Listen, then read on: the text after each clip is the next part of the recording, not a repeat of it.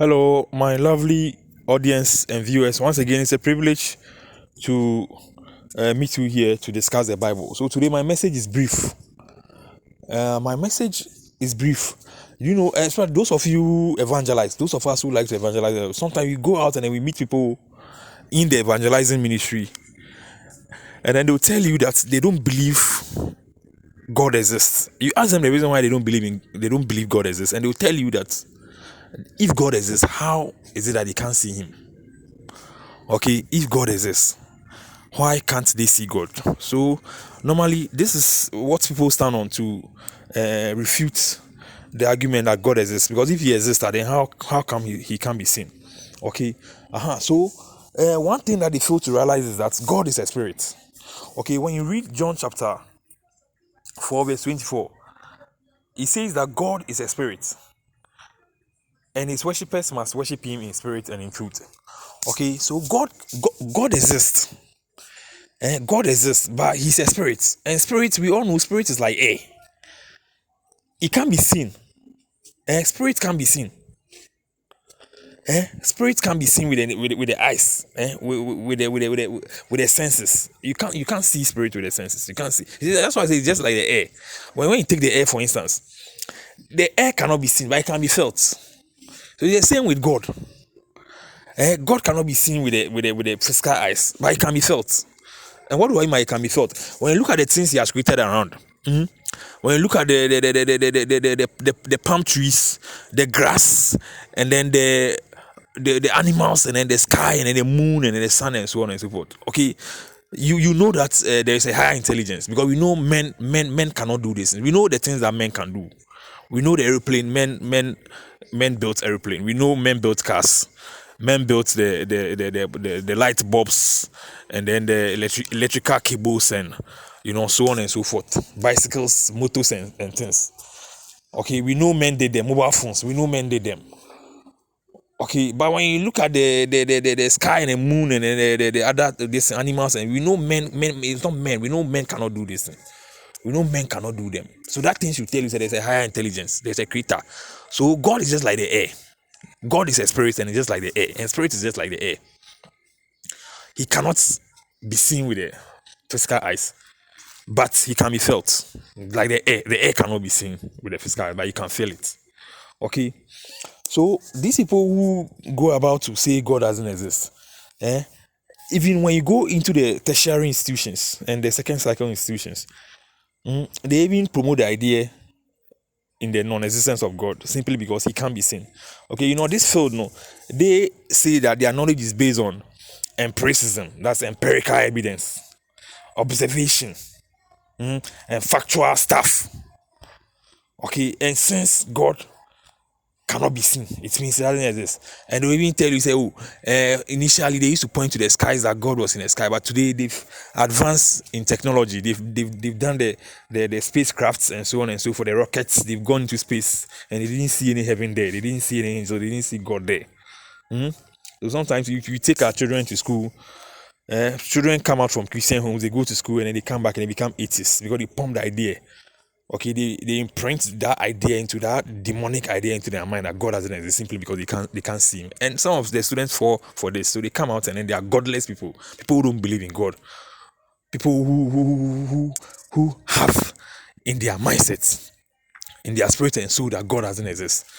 So those are the people that the universities and the secondary schools are churning out, that God doesn't exist because it can't be seen. So like I said, God is a spirit. God is a spirit. And if you want to see God, then you have to become spiritual. You have to become spiritual. Initially, when God created us, when He made us in the beginning, we could see God. So when you read in the Garden of Eden account, Genesis, when you read there, they could see God. Adam and Eve could see God. Do you remember when even Adam even sinned? When Adam even sinned, according to the Bible, God came to visit Adam as usual. But when He came, Adam was in hiding. Bible says Adam heard the voice of God in the garden, and then he went to hide. So God kept calling to him, and he heard the voice of God. God, where are you? Where are you? Where are you? Then finally he came out and said, I heard your voice, but I was scared, so I went to hide myself. Oh, and God said, "Who told you?" He said, "I went to hide myself because I was naked." God told you, who told you are naked? Oh, so there was a communion between human being and God during that time.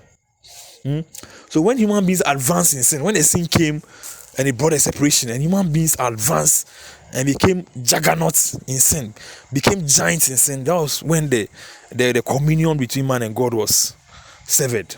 There was a huge gap, huge gap.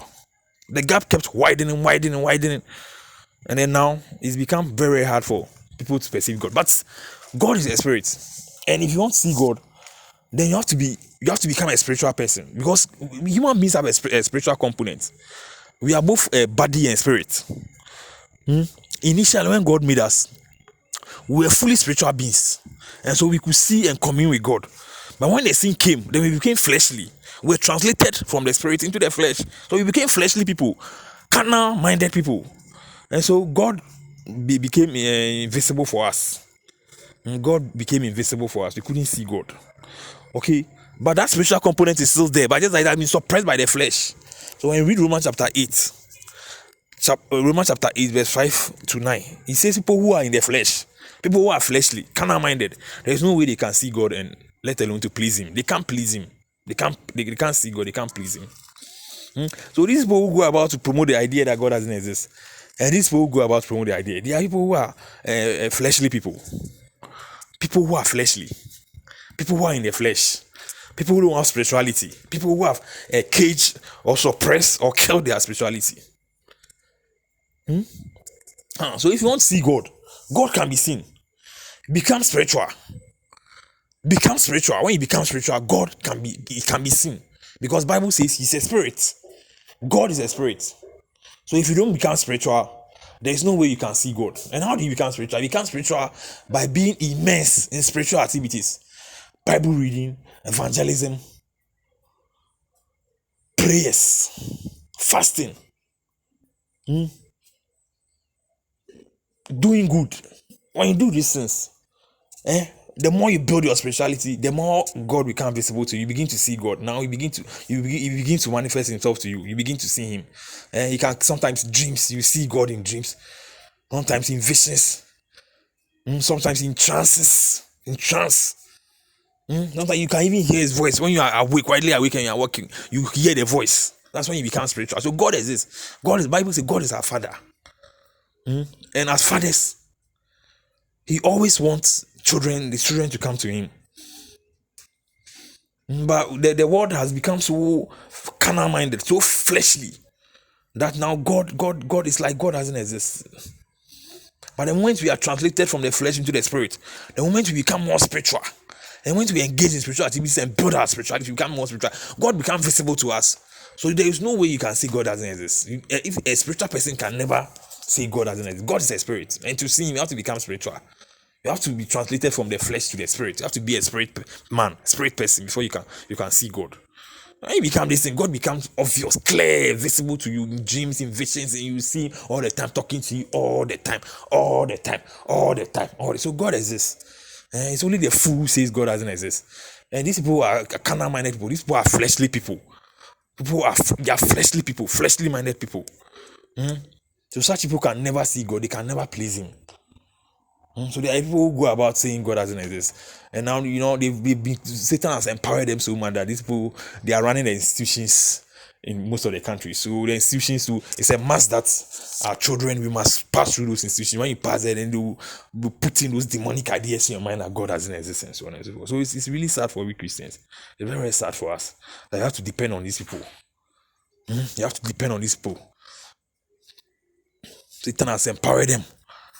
They are running the institutions, the top institutions in the country now. At the workplace, at the schools, at the health centers, and so on and so forth. So you have to pass through them. If you're a spiritual person, they try to fight you, they try to suppress you. So that's the fate of many spiritual people today. But God is on our side. He said all things work together for the good of people who love God. So we become more spiritual.